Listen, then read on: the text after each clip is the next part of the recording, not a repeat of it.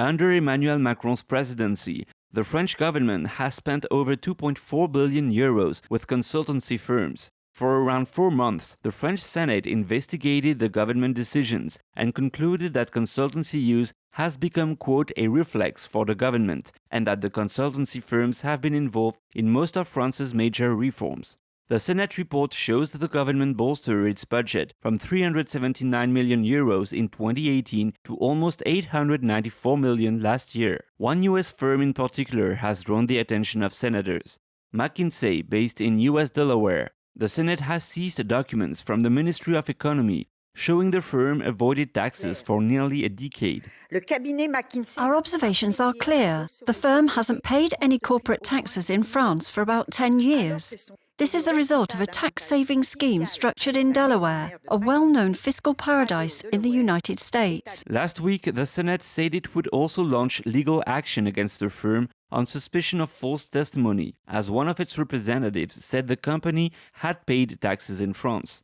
3 days ago, President Macron commented on this matter, saying, "If there is evidence of manipulation, let it go to court." Lawyer Diane Protat, who usually collaborates with senators, says she's surprised no prosecution has been launched so far by the Justice Minister. What we should follow is will or will not our French Ministry of Justice, Mr. Dupond-Moretti, and will he ask the prosecutor to go on with this case, to follow up the conclusion of the parliamentary inquiry and lodge a criminal complaint on this basis against McKinsey in order for them to pay their taxes in France. This is the real question now. So what does the state use external consultancy for? Consultancy is mainly being used for IT infrastructure support, management support, and strategic advice.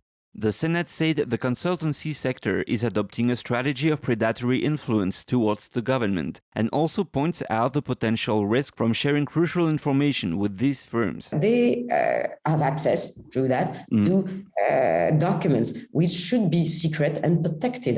And there is absolutely no laws preventing this kind of company to use this kind of materials. We don't have. It's fundamental interest in France if you cannot give to private companies without any rules access to some kind of documents which could be secret of states. This is a real problem.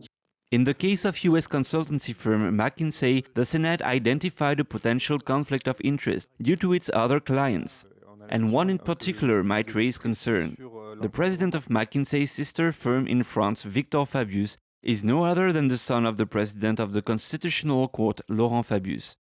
The French Constitutional Court serves to oversee whether bills voted on by the Parliament are in line with the French Constitution.